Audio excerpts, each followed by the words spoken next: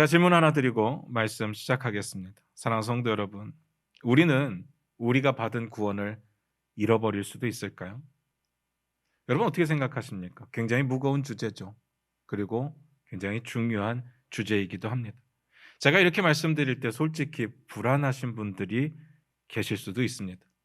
예수 믿고 구원받았을 때만 해도 당연히 예수 믿었으니까, 그러면 천국 간다고 했으니까 천국에 갈 확신이 분명히 있다고 믿으셨을 겁니다. 그런데 살다 보니까 내 모습 가운데 하나님의 자녀 같은 모습이 보이지 않을 때가 있죠. 하나님의 백성처럼 살지 못할 때가 있더라고요. 그러면서 마음 가운데 의문이 드는 겁니다. 의심도 드는 거죠. 내가 이렇게 살았는데 천국 갈 수 있을까? 아니면 이렇게 살면 천국 못 갈 수도 있을까? 내가 받은 구원을 잃어버릴 수도 있을까? 이런 의심 혹은 의문이 들어보신 분들이 있으실 겁니다. 어떻게 생각하십니까? 우리가 받은 구원 빼앗길 수 있는 걸까요? 오늘 말씀 같이 보면서 그 이야기를 좀 나누도록 하겠습니다. 마태복음 4장 12절입니다. 마태복음 4장 12절입니다. 같이 읽겠습니다. 시작. 예수께서 요한이 잡혔음을 들으시고 갈릴리로 물러가셨다가. 오늘 본문 말씀은 이렇게 시작했습니다. 예수님께서 요한이 붙잡혀 갔다는 소식을 들으셨다고 나옵니다. 일단 침례 요한이요, 지금 붙잡혀 간 상황입니다. 왜 잡혀갔을까요? 여러분 다 아시는 이야기일 겁니다. 침례 요한이 왜 잡혀갔을까? 지금 헤롯 왕이요, 자신의 동생의 아내를 취한 것에 대해서 정죄했기 때문에 그래서 붙잡혀 간 겁니다. 이 이야기를 들을 때 너무 안타깝지 않습니까? 이게 뭐 그렇게 말하는 게 그렇게 붙잡혀 갈 만한 일일까요? 그리고 나중에 보면 결국은 이 문제 때문에 감옥에서 죽게 되거든요. 정말 이게 죽을 만큼의 어려운 문제, 심각한 문제였을까? 말이 안 되잖아요. 근데 그건 말이 안 되는 건 말이 안 되는 건데, 여기서 이런 질문을 여러분께 한번 드려보고 싶습니다. 예수님께서 그 소식을 들으셨다고 나오잖아요. 그 소식을 들으셨을 때 여러분의 기대는 예수님이 뭘 해주기를 원하십니까? 느낌이 안 오십니까? 느낌이 안 오시면 이게 만약에 나라고 생각한다면, 나의 일이라면 여러분 어떻게 생각하십니까? 만약에 내가 주의 일을 하다가 말 한마디 때문에 잡혀가서 죽게 생겼습니다. 여러분이 주님께 뭘 기도하겠습니까? 그런데 마침 주님이 내 가까이에 계시는 거예요. 그리고 주님이 또 나를 알고 계십니다. 주님이 그럴 만한 능력이 충분히 있으세요. 여러분 주님께 뭘 해주기를 원하시느냐? 당연히 우리의 마음 가운데 바울과 실라 때처럼 막 옥토가 흔들리고 착고가 풀리고 당당하게 걸어 나오는 그런 걸 원하게 될 겁니다. 당연하지 않습니까? 내가 뭐 내 죄를 짓다가 그런 것도 아니고 내 유익을 위해 살다가 그런 것도 아니고 주의 일을 하다가 주의 말씀 선포하고 회개하라고 이야기했는데 그것 때문에 잡혀가서 죽게 되었다면 예수님이 구해주실 수 있는 것도 아니겠습니까? 뭐 그렇게 어려운 일이겠습니까? 예수님 능력도 있으신데, 그리고 내 곁에 계시잖아요. 그리고 나를 알고 계시잖아요. 충분히 그런 기대가 되지 않겠느냐라는 거죠. 그런데 잘 생각해 보시면요, 뭐 그 정도의 심각한 상황까지 아니더라도 내 삶 가운데 경험하는 주님 때문에 겪게 되는 억울한 작은 일까지도 그렇게 쉽게 해결된 적이 거의 없었습니다. 저도 목회를 하다 보면 억울한 일을 당할 때가 있거든요. 그 억울한 일을 당할 때마다 정말 기적적으로 다 해결되었느냐? 그렇지 않더라는 거예요. 늘 억울함이 남아있더라는 겁니다. 그러니까 생각을 해보면요, 이게 그렇게 쉽게 해결될 문제였다면 예수님의 제자들은 왜 순교하는 겁니까? 안 그렇습니까? 바울은 왜 감옥을 전전하며 살아야 됐고요, 초대 기독교인들은 왜 사자밥이 되고 목숨을 걸어야 했겠습니까? 그러니까 사실 어쩌면 우리가 아는 하나님의 자녀로서의 삶이 우리가 생각하는 대로 안정이 보장된 그런 삶은 아닐 수도 있겠다는 생각이 드는 겁니다. 물론 오해는 하지 마시기 바랍니다. 예수 믿는다고 다 위험해집니다, 그런 이야기는 아니에요. 죽고 사는 문제를 뛰어넘는, 정말 우리가 상상할 수 없는 전혀 다른 차원의 중요한 일이 있을 수도 있겠다는 거죠. 우리의 신앙생활 가운데 주어진 본문을 이해하기 위해서 가장 중요한 게 뭡니까? 전문맥이죠. 4장 11절 봅니다. 4장 11절입니다. 같이 읽겠습니다. 시작. 이에 마귀는 예수를 떠나고 천사들이 나와서 수종드니라. 딱 이 구절만 보셔도 지난주에 무슨 일이 있었는지 다 기억이 나실 겁니다. 예수님께서 성령에게 이끌려 마귀에게 시험을 받으셨어요. 마귀가 세 가지로 시험을 하는데 예수님께서 하나님의 말씀만으로 대적하셨고 그리고 충분히 이기셨습니다. 길게 말씀 안 드릴게요. 지난주에 다 나눴던 이야기입니다. 어쨌든 그리고 나서 어떤 일이 벌어지느냐, 마귀가 떠나가고 천사들이 나와서 수종을 들었다고 나옵니다. 그 다음에 바로 이어지는 본문이 오늘 내용이에요. 예수께서 요한이 잡혀갔다는 소식을 들으셨답니다. 잘 생각하셔야 됩니다. 예수님의 상황이 지금 분위기가 그렇잖아요. 마귀를 대적하시고 마귀를 이기시니까 마귀들이 떠나가고 천사들이 나와서 수종을 들고 있습니다. 이 분위기에 뭐든 하실 수 있는 것 아니겠습니까? 이 분위기라면 기분 좋으니까 정말 침례 요한 하나쯤은 구해주실 수도 있지 않았을까, 그런 생각을 해보는 거죠. 그런데 결론적으로 보면요, 우리 주님이 그 부분에 대해서 아무것도 안 하십니다. 결국 이것 때문에 침례 요한은 죽게 되죠. 예수님 때문에 죽은 게 아니라 예수님이 안 구해주셔서 결국은 죽게 됩니다. 사실 좀 이해는 안 돼요. 침례 요한이잖아요. 다른 사람도 아니고 침례 요한이잖아요. 물론 모든 사람들의 목숨은 다 소중하지만 그래도 침례 요한인데 하나님 나라에 도움이 될 만한 사람 아니겠습니까? 우리 생각엔 그렇잖아요. 예수님이 이렇게 칭찬했던 사람이 또 있었을까요? 여자가 낳은 자 중에 침례 요한보다 큰 이가 없다. 그때 침례 요한입니다. 그런 사람이라고요. 그런데 예수님이 죽게 내버려 두셨습니다. 예수님께서 안 움직이셨다면, 안 도와주셨다면 이유는 딱 하나죠. 하나님의 뜻이 거기에 없었던 겁니다. 뭔 말인지 아시겠습니까? 우리가 뭐라고 감히 거기에 대해서 왈가왈부 하겠습니까? 다만 아주 인간적인 입장에서 아쉬움이 남는다는 이야기인 거죠. 그러면서 이런 생각이 드는 겁니다. 요한을 살리는 것보다 분명히 더 중요한 일이 있겠구나. 사람을 죽이고 살리고를 떠나서 전혀 다른 차원의 우리가 상상할 수 없는 중요한 일이 있겠다는 거죠. 그러니까 그걸 위해 죽는 사람도 있는 거고 그걸 위해 악착같이 살아내는 사람도 있는 겁니다. 죽어야 답도 아니고 살아야 답도 아니고 그 중요한 일을 이루는 게 진짜 중요한 거죠. 무슨 말인지 이해가 되십니까? 그러면 붙잡힌 요한은 그렇다 칠게요. 근데 이 시점에서 예수님을 향한 우리의 기대는 어떤 겁니까? 지금 여러분 계속 봐왔잖아요. 예수님 태어나시는 장면, 뭐 이렇게 핍박받아서 도망가는 장면 다 봤잖아요. 지금 이 상황에 40일 금식도 잘 끝났고 마귀의 시험도 이기고 지금 이 상황에 우리가 예수님에 대해서 기대하는 게 뭐냐는 겁니다. 요한 구하는 문제는 넘어갔고요. 지금 이 순간에 예수님께 제 기대는 그렇습니다. 하늘이 열리고 그리고 성령님이 비둘기같이 예수님 위에 임하시고 그리고 하늘에서 음성이 들리잖아요. 이는 내 사랑하는 아들이요 내 기뻐하는 자다. 이런 음성이 들렸을 때 예수님은요 자신의 사역을 대대적으로 시작하셨어야 된다고 저는 봅니다. 인간적인 입장에서, 인간적인 생각에서 그렇잖아요. 그 엄청난 영적인 상황을요 출정식 같은 걸로 삼았어야 돼요. 얼마나 파격적입니까? 말 그대로 하늘이 도와주는 거잖아요. 하늘이 열리면서 막 소리 나는데 이때 예수님께서 사역을 시작한다면 말 다 했죠. 뭐든 되지 않겠습니까? 그런데 거기서 한 템포를 늦추시죠. 성령에게 이끌려 마귀에게 시험을 받으셨습니다. 그러면서 40일을 금식하셨다고 했어요. 40일을 그냥 보낸 겁니다. 이 황금 같은 기회를, 진짜 엄청난 영적인 상황을 그냥 흘려보냈습니다. 뭔 말인지 아시겠습니까? 솔직히 인간적으로만 보면 너무 아쉬운 상황이죠. 안 그렇습니까? 좋은 기회를 버렸다고 생각이 드는 겁니다.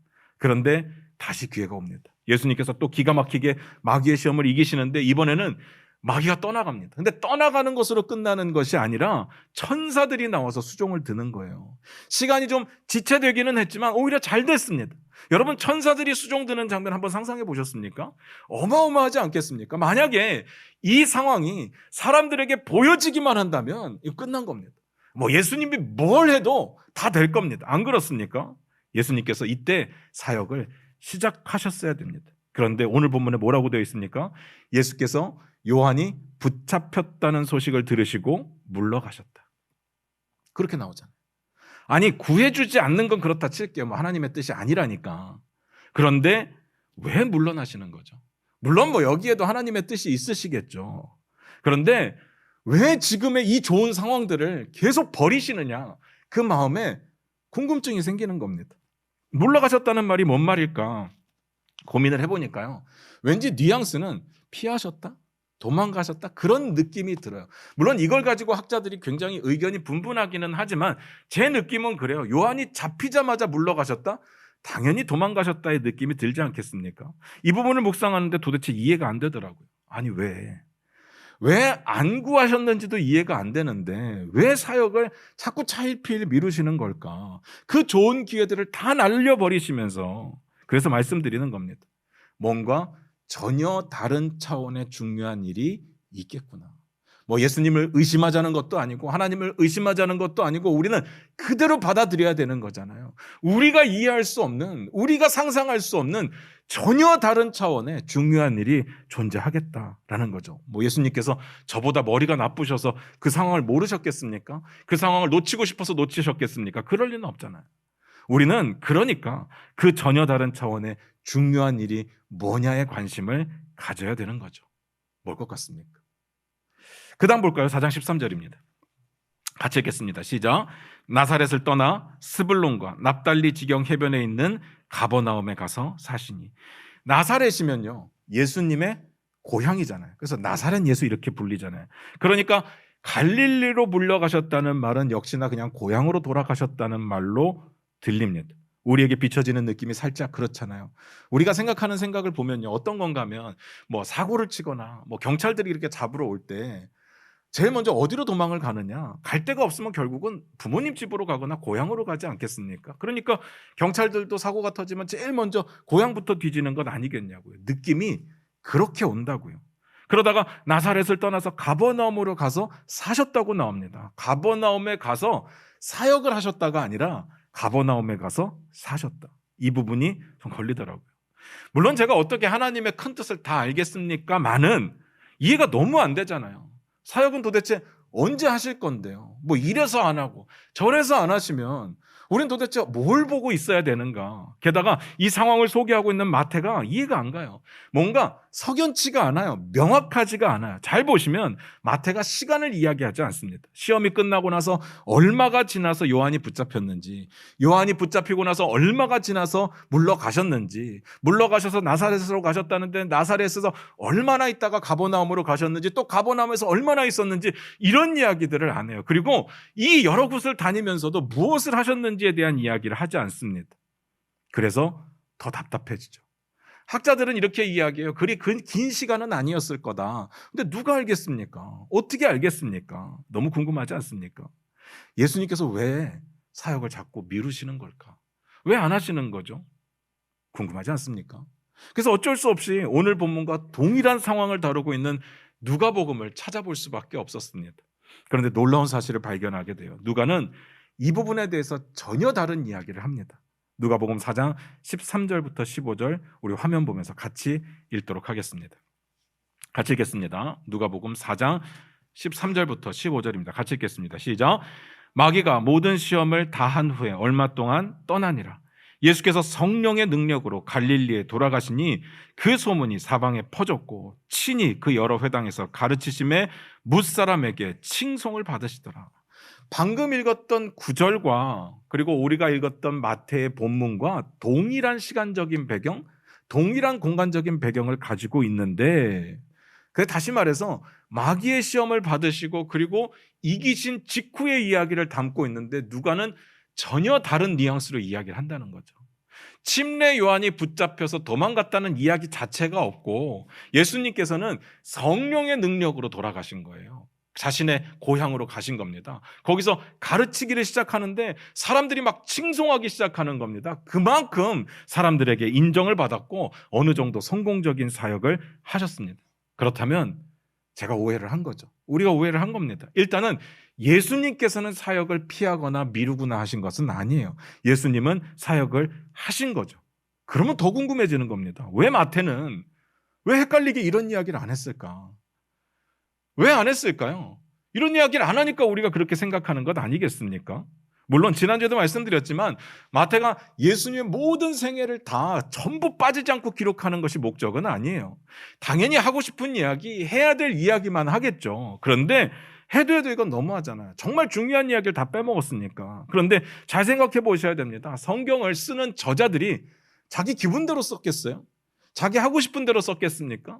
모든 성경은 하나님의 감동으로 된 것이라고 하는데 마태도 마태복음이 여기 기록되어 있다면 당연히 이 글을 쓸 때 하나님의 감동으로 쓴 거예요. 그러니까 마태가 자기 기분대로 자기 하고 싶은 일을 하는 것이 아니라 하나님께서 마태를 통해서 해야 될 일들을 이야기를 하시는데 그걸 빼놓고 이야기하게 하셨다는 거죠. 그 이유가 뭘까요? 마태는요, 뭔가 전혀 다른 차원의 중요한 것을 이야기하고 싶기 때문에 그 중간에 있었던 일들을 굳이 이야기하지 않았다는 겁니다. 그러니까 우린 이게 궁금한 거예요. 우리가 생각할 수 없는 전혀 다른 차원의 중요한 일이 뭘까? 그 다음 볼까요? 4장 14절입니다. 4장 14절입니다. 같이 읽겠습니다. 시작. 이는 선지자 이사야를 통하여 하신 말씀을 이루려 하심이라 일렀으되. 이제 좀 알 것 같지 않습니까? 이사야 선지자를 통해서 했던 말들이 이루어지기 위해서 그렇게 했다는 거예요. 그러고 보니까 마태가 지금 글을 써내려갈 때 처음부터 지금까지 계속 해왔던 이야기가 뭐냐면요, 구약의 예언이 예수님을 통해서 이루어졌다, 그 이야기를 계속 반복하고 있잖아요. 그 흐름 속에 있다는 이야기입니다. 그러니까 오늘 본문도 아마 그런 의미에서 쓰지 않았을까라는 생각이 드는 거죠. 그런데 구약이 어떤 예언을 이야기하는 걸까? 15절 16절을 같이 한번 읽겠습니다. 같이 읽겠습니다. 시작. 스불론 땅과 납달리 땅과 요단강 저편 해변 길과 이방의 갈릴리여, 흑암에 앉은 백성이 큰 빛을 보았고 사망의 땅과 그늘에 앉은 자들에게 빛이 비치었도다 하였느니라. 지명이 막 너무 나오는데 어디가 어딘지 하나도 모르겠어요. 그래서 이사야서를 한번 찾아봤거든요. 비슷한 내용이 나와요. 거의 비슷한 내용이 나와서 지명을 잘 모르겠어요. 그래서 그냥 여러분은 이렇게만 생각하시면 좋을 것 같아요. 구약에 나타나 있던 그 이야기와 예수님이 움직였던 그 행보, 그 지역들이 대부분 일치하는구나, 그것만 아시면 될 것 같아요. 그런데 이게 단순하게 그렇기 때문에 구약의 예언이 이루어진 거다, 그렇기 때문에 예수님이 약속된 메시아다, 그런 의미일까요? 뭐 그럴 수도 있죠. 구약에 나와 있는 대로 행동하시니까 그럴 수 있는데 제가 보기에는 그게 전부는 아니라는 생각이 드는 거예요. 내용이 그렇잖아요. 단순한 지명만 있는 것이 아니라 흑암에 앉은 백성이 큰 빛을 보았다잖아요. 사망의 땅과 그늘에 앉은 자들에게 빛이 비추었다잖아요. 예수님께서 갈릴리에서 사역을 하셨는데 그 사역이 그들에게 빛이 되고 큰 빛으로 비추었다, 그 이야기를 하는 건데 마태가요, 그 이야기는 안 했다고요. 그러니까 마태의 결론은 그게 아니었던 겁니다. 역시나 차원이 다른 더 중요한 문제를 이야기하기 위해서 어느 정도는 이렇게 이야기하고 넘어가는 것 같습니다. 지금 이사야가 하는 이야기가 뭔가 한번 살펴봤더니 이사야가 자신의 시대에서 했던 이야기의 의미는 뭐냐면요, 북왕국 이스라엘이 결국은 멸망을 해요. 왜 멸망을 했느냐? 하나님을 버렸기 때문에, 하나님을 버리고 우상을 섬기고 이방신을 섬겼기 때문에 멸망할 수밖에 없었습니다. 그들의 삶이 온갖 더럽고 추잡한 범죄함으로 가득 찼기 때문에 하나님께서 그들을 버릴 수밖에 없었어요.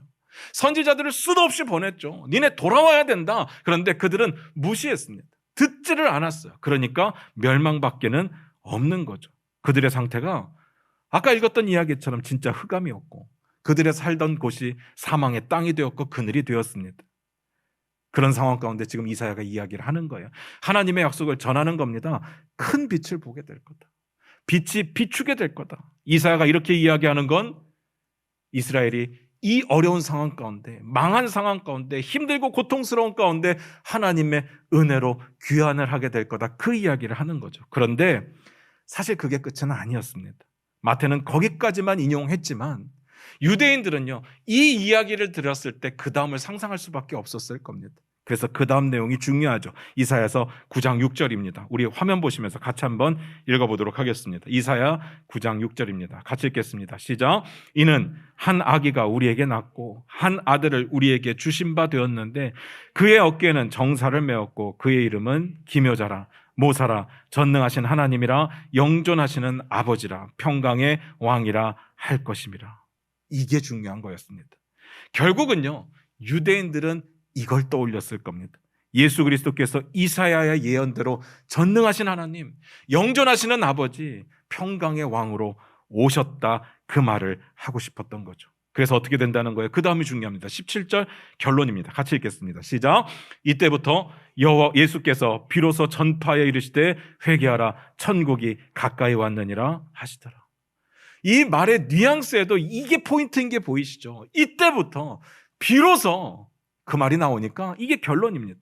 이때부터라는 단어는 무조건 중요해요. 제가 이 단어를 볼 때마다 이야기를 드렸어요. 그런데 여기에 나오는 이 단어는 살짝 주의가 필요합니다. 여기에 나오는 이 단어는요, 과거의 어떤 시점을 지칭할 수는 없습니다. 이유가 뭐냐면요, 제가 앞에서 뭐라 그랬어요? 마태가 시간을 이야기하지 않는다고 했어요. 얼마의 시간이 걸렸는지를 이야기하고 있지 않아요. 그리고 어느 지역에 가서 뭘 했는지도 말하고 있지 않아요. 굉장히 뭉뚱그려서 이야기하고 있어요. 그래서 과거의 어떤 시점이나 어떤 사건을 지청해서 이때라고 말할 수는 없었다는 이야기입니다. 그러면 이때는 언제냐? 예수님께서 전능하신 하나님, 영존하시는 아버지, 평강의 왕으로 오셨던 이때, 그때 사역을 시작하셨던 그때를 말하는 겁니다. 여기서부터 마태에게는 시작이 되는 겁니다. 그게 언제입니까? 회개하라, 천국이 가까웠느니라 라고 선포하셨던 그때. 마태는 이게 시작이에요. 이제부터가 시작입니다. 무슨 말인지 아시겠습니까? 이거 침례 요한 이야기할 때 제가 말씀을 드렸었습니다. 침례 요한과 예수님이 같은 메시지를 전하시잖아요. 근데 침례 요한이 먼저 전하고 예수님이 나중에 전했다고 해서 우리 이렇게 생각하면 안 된다고 했어요. 침례 요한에게 영향을 받아서 예수님이 선포하시는 거다 아니라고 했습니다. 예수님의 사역의 가장 핵심 메시지가 뭐냐? 천국이 가까웠다는 메시지였습니다. 이 천국이 가까웠다는 메시지가 가장 핵심이기 때문에 예수님의 길을 예비하기 위해서, 준비하기 위해서 왔던 침례 요한이 그 메시지를 선포할 수밖에 없었습니다. 그게 침례 요한의 사역이었던 거죠. 그러니까 정말 철저하게 마태는요, 처음부터 이 메시지로 향하고 있었던 겁니다. 철저하게. 이 메시지가 앞에서 계속 말씀드리던 차원이 다른 중요한 주제가 되는 거죠. 천국이 가까이 왔다는 말은요, 마태복음에서는 핵심 메시지, 제일 중요한 메시지가 될 겁니다. 그렇다면 결론입니다. 그렇게 중요한 천국이 뭡니까? 천국이 뭡니까? 이걸 아는 게 오늘 이야기에서 제일 중요합니다. 가장 먼저 죽어서 가는 천국은 아니라고 했어요. 우리 죽으면 천국 가요. 근데 여기서 보는 천국은요, 그 천국은 아니에요. 천국은 영어로 보니까 킹덤 오브 헤븐입니다. 하늘 나라, 하늘 왕국이라는 뜻이죠. 마태복음의 독자가 유대인들이라는 이야기를 제가 여러 번 했었습니다. 그렇기 때문에 그 유대인들의 습성과 관습을 고려한 채로 글을 쓰는 거예요. 그러니까 유대인들은요, 그들의 관습 가운데 하나님의 이름은 당연히 부를 수 없고 하나님을 지칭하는 그런 단어도 함부로 쓸 수가 없어요. 그래서 하나님이라는 말이 나오면 하늘이라고 부르든지 그냥 주님이라고 부르든지 이렇게 말을 바꿔 불렀습니다. 그러니까 하늘나라라고 이야기를 했을 때 유대인들은요, 아무도 의심하지 않았어. 그냥 철떡같이 하나님 나라로 받아들였습니다. 다른 사람들은 다 하나님 나라라고 이야기할 때 마태는요, 굳이 하늘나라라고 이야기해도 아무 문제가 없었던 것이 그들은 다 하나님 나라로 받아들였다고요. 다만 문제는 우리가 헷갈린다는 거죠. 우리는 유대인들이 아니기 때문에 천국 그러면 죽어서 가는 천국만 생각이 나요.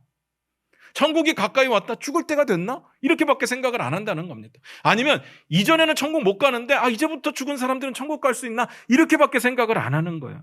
그래서 설명이 필요한 겁니다. 천국이 뭐냐? 하나님의 나라가 뭐냐? 하늘나라가 뭐냐? 여기서 나라는요, 바실레이아라는 단어인데 우리가 생각하는 어떤 땅을 이야기하는 게 아니에요. 뭐 미국, 중국 할 때 그 국이 아니에요. 이 바실레이아는 통치라는 뜻을 가지고 있습니다. 그러니까 다시 말씀드리면 하나님 나라, 하늘나라는 뭐냐? 하나님의 통치가 이루어지는 상태를 말하는 겁니다. 하나님의 주권과 왕권이 인정되는 상태가 하나님 나라죠. 그러니까 천국이 가까이 왔다 이 말은요, 하나님께서 통치하는 시대가 시작되었다 그 뜻입니다. 그런데 생각해 보면요, 뭐 언제는 통치 안 하셨나요? 하나님이 태초에 천지를 만드신 이후로 하나님의 통치가 없었던 적이 있었나요? 없죠. 그런데 인간들이 거부한 거잖아요. 인간들이 받아들이지 않았습니다. 이스라엘의 입장에서 보면 지금 수백 년 동안 버림받은 거예요. 그런 상황에서 하나님의 통치가 시작되었다라는 이 말을 들을 때 이건 그냥 흘려버릴 수 있는 단어는 아니었습니다. 게다가 침례 요한이 선포했을 때도 말씀을 드렸는데 가까이 왔다는 말은요, 오고 있다는 뜻이 아니에요. 어딘가에 있다는 이야기가 아닙니다. 이미 왔다는 뜻이었어요. 누구를 통해서? 예수 그리스도를 통해서. 예수님이 뭔데요? 예수님은 전능하신 하나님, 영존하시는 아버지, 평강의 왕으로 오셨기 때문에. 그러니까 유대인들은요, 이 소식을 들었을 때 복음이었습니다. 진짜 기쁜 소식이죠. 듣고 흥분할 수밖에 없었습니다. 예수님께서 예루살렘 성에 들어갈 때 사람들이 왜 그렇게 흥분을 했어요? 막 호산나 호산나 다윗의 자손이요, 왜 그렇게 외치면서 쫓아다녔어요? 그들에게 그 기대가 있었기 때문이죠. 이제 그들이 기대하던 대로 진짜 로마의 지배에서 벗어나서 독립할 수 있는 그때가 오는구나, 이제 이 예수님이 다 뒤집어 엎고 새로운 나라를 세우겠구나, 그런 생각을 했다는 겁니다. 물론 착각이었지만 그들이 기대하는 건 군사적인 왕을 원했던 거고, 예수님은 모든 인류를 구원할 구원자로 오신 거고. 사실 우리도요, 이걸 보면서 답답하다, 쟤들은 왜 맨날 오해하지 하겠지만, 사실 우리도 그랬던 것 같아요. 천국은 죽어서 가는 거라고 생각했잖아요. 물론 죽어서 가죠. 근데 여기서는 아니라고요. 우리는 예수를 믿을 때 사실 우리가 어떤 상태고, 또 지금까지 어떻게 살아왔고 앞으로 어떻게 살 것인가, 이런 거 아무 상관없었습니다. 그냥 예수를 믿는다는 그 자체 하나만으로 구원을 받았잖아요. 그러니까 솔직히 말씀을 드리면, 자격만을 놓고 보면 예수 믿고 구원받아서 우리의 신분이 하나님 나라의 백성으로 바뀌었음에도 불구하고 자격만을 놓고 보면 자격은 없어 보여요. 우리가 예수 믿는다고 해서 뭐 변한 게 있습니까? 우리가 예수 믿으면 갑자기 착해져요? 갑자기 막 선을 행합니까? 막 화가 안 나고 너무 기분 좋고 늘 행복하고 평강스럽고 그렇습니까? 아니라고요. 신분은 바뀌었을지 모르겠지만 우리는 그대로입니다. 그대로예요. 그럴 자격도 없어 보이고, 이거야말로 진짜 은혜라는 말밖에는 설명할 방법이 없죠. 그런데 사실 우리는요, 은혜의 개념이 이해가 안 가요. 우리 입장에서는 은혜가 어떻게 이해가 됩니까? 내가 뭔가를 했으니까 하나님 주시는 거겠지, 그런 생각이 알게 모르게 있다니까요. 믿음으로 구원받았다고 해도 내가 그래도 믿었으니까 구원을 받았겠지, 내 공로를 어떻게든 드러내고 싶은 마음이 있다는 이야기입니다. 우리가 예수 믿고 나서 바로 죽어서 천국 가면 이게 아무 문제가 안 될 텐데, 예수 믿고 바로 죽지 않는다는 게 문제가 생기는 거죠. 어떤 문제가 생기느냐? 천국 가는 거에 문제가 생기는 게 아니라, 내가 예수 믿고 죽어서 천국 가기까지 이 땅에서 살아야 된다는 문제가 생긴 거예요. 내가 하나님 나라 백성으로 어떻게 살아야 되는 거예요? 예수 믿는 자로서 어떻게 살아야 되는 거예요? 그 문제가 생기는 거예요. 어떻게 사는 게 맞습니까? 내가 예수 믿고 죽어서 천국 갈 때까지 어떤 모습으로 살아야 되는가? 내 신분은 바뀌었다고 했는데 나의 성품은 바뀐 게 없거든요. 여전히 죄악스럽고 여전히 탐욕스럽고 여전히 내 유익을 위해서만 사는데, 나를 보면 여전히 자격이 없어 보이는데 나는 어떻게 사는 것이 맞을까라는 생각이 드는 겁니다. 그리고 더 궁금한 건, 그러면 그 기간 동안에 내가 만약에 하나님의 뜻대로 살지 못하고 있다면, 내가 만약에 죄를 짓고 있다면 천국 못 갈 수도 있나? 내가 받은 구원이 빼앗길 수도 있나? 이런 의심이 든다는 거죠. 내가 하나님의 자녀답게 살지 못할 수 있으니까, 내가 하나님 나라 백성답게 살지 못할 수 있으니까, 알게 모르게 이것 때문에 고민하는 사람들이 있더라는 겁니다. 그래서 제가 많은 사람들에게 물어봅니다. 지금 당장 죽는다면 천국 갈 수 있겠습니까? 여러분, 지금 당장 죽어서 하나님 앞에 섰다면 여러분 천국 갈 수 있습니까? 자신 있으십니까? 이렇게 말씀드리면 대부분 아멘이라고 대답하는데 마음속이 굉장히 번민스러워집니다. 내가 이런 죄도 지었고 회개하지 못한 죄도 분명히 있는 것 같은데 나 천국 갈 수 있을까? 라는 생각이 든다는 거죠. 정답부터 말씀드리면요, 우린 천국 갈 수 있죠. 우리가 받은 구원을 빼앗길 수 없습니다. 잘 생각하셔야 돼요. 우리가 구원을 받았다는 것은요, 은혜로 받은 거예요. 아까 그 이야기 엄청 강조했잖아요. 은혜로 받았다는 이야기는 내 노력이 1도 없다는 이야기예요.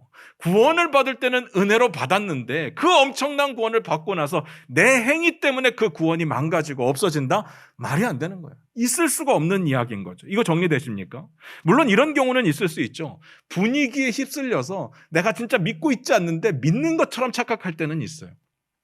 교회 열심히 나오고 뭐 하라는 거 다 하고, 그런데 그 사람에게는 예수 그리스도가 주인도 아니고 예수 그리스도가 구원자도 아닌 거죠. 그냥 교회 다닌 겁니다. 그런 사람들은 뭐 구원 자체를 받은 적이 없으니까 빼앗겼다고 착각할 수 있을지 모르겠는데, 한 번 받은 구원은 빼앗길 수가 없습니다. 그러면 이런 숙제가 남는 거예요. 왜 잘 살아야 돼요? 내가 뭘 해도 천국 간다면서요. 그럼 뭐하러 잘 살아요? 그냥 대충 살아도 천국 가는 거 아니겠습니까? 이 숙제가 남습니다. 사람들이 그러잖아요. 예수 믿는 사람들이 더하다고. 아니 지들도 똑같이 일주일 동안 범죄하다가 교회 가서 회개만 하면 다냐 이렇게 이야기하잖아요. 그 소리 들어보셨을 겁니다. 그런데 제가 그 이야기를 듣는데 딱히 반박할 게 없어요. 우리가 구원을 우리의 능력으로 받아낸 게 아니거든요. 우리의 노력으로 우리의 행위로 받은 게 아니거든요. 그러니까 우리가 여전히 죄악된 성품을 가지고 있고 이 땅에서 살면서 죄를 지었을 때 회개하는 것밖에는 방법이 없어요. 그래서 할 말이 없어요. 그런데 우리의 마음 한켠에 또 그런 생각이 있어요. 그렇게 살면 안 될 것 같긴 한데 도대체 어떻게 살아야 되는 거냐, 그런 마음이 든다는 이야기죠. 애매합니다. 그래서 가지고 온 개념이 뭐예요? 상급의 개념입니다. 여러분, 제가 여러 번 말씀드렸어요. 우리 이런 이야기 진짜 많이 들어봤잖아요. 이 땅에서 헌금 많이 하면 천국에 대저택을 갖게 되고 거기에 내가 한 헌금이 금고 속에 막 차곡차곡 쌓이고 있다. 그래서 천국 가서 뭘 쓸래? 그걸 써야 되지 않겠냐? 이런 이야기 들어보셨을 겁니다. 그리고 이 땅에서 전도를 많이 하면 천국에 가서 면류관이 예비되어 있다. 그 면류관 정도는 써야 폼나지 않겠느냐, 이런 이야기 들어보셨잖아요. 만약에 안 한다면요, 헌금 안 하고 전도 안 하면 어떻게 돼요? 초가집에 사는 거죠. 다 쓰러져가는 초가집에 사는 거고 개털모자 쓴다고 이야기를 하는 겁니다. 쪽팔리게. 정말 많이 들어본 이야기잖아요. 이 정도 상을 걸어줘야, 이 정도 협박을 해줘야 그래야 사람들이 열심히 살지 않겠습니까? 그냥 나 뭐를 해도 구원을 빼앗기지 않는다라고 이야기를 하면 누가 열심히 살겠어요? 나 어차피 천국 갈 건데. 그런데 잘 생각해 보시기 바랍니다. 이 땅에서 우리가 잘 못 살아서 천국 가서도 그지같이 사는 나를 볼 때마다 스스로 자책한다면, 아, 내가 왜 그렇게 살았을까? 아, 정말 살아있을 때 잘 살 걸, 이런다면요.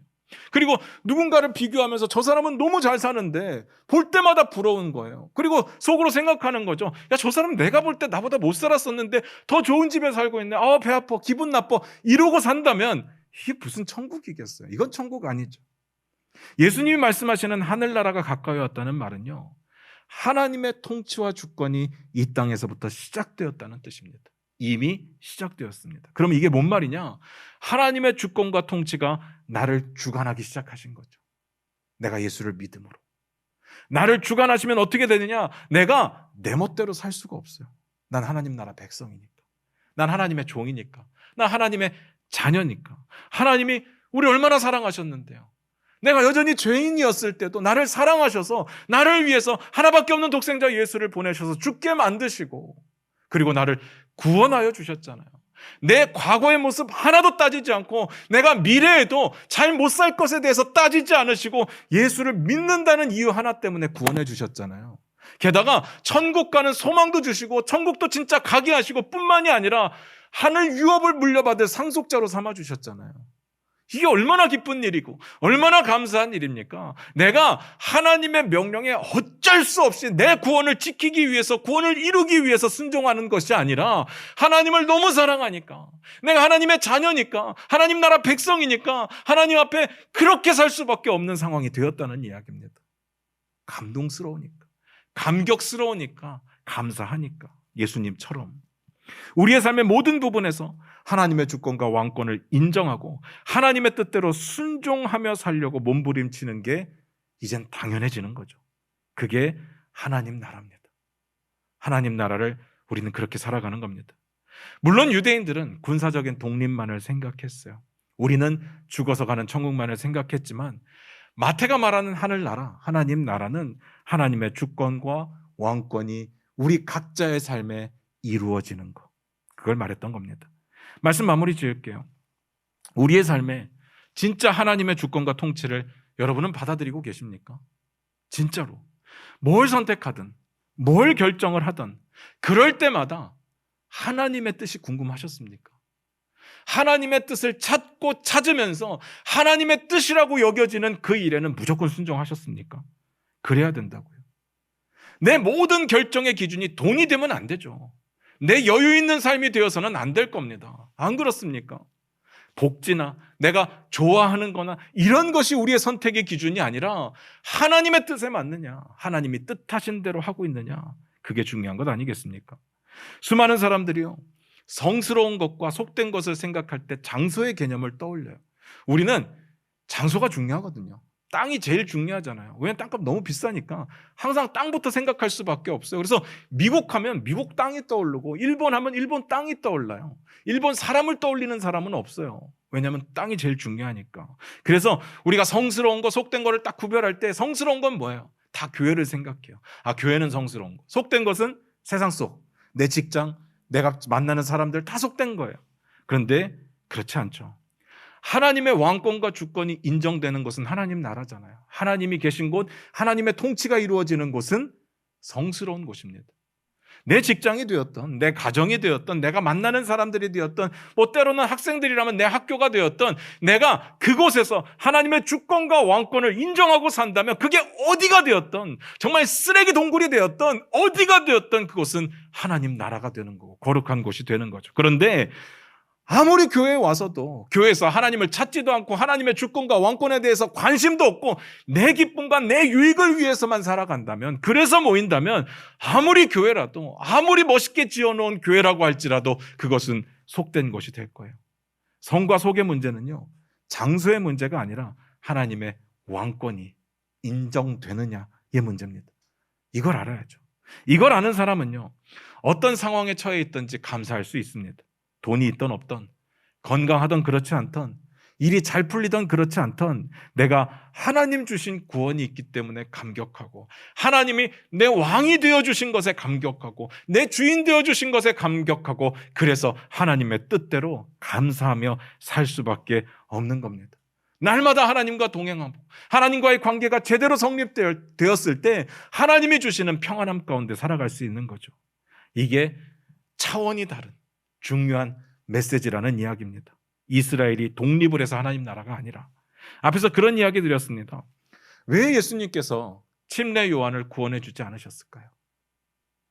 이걸 좀 바꿔서 생각을 해보면요, 침례 요한도 우리 생각처럼 여기서 나가는 게 가장 중요한 일이었을까요?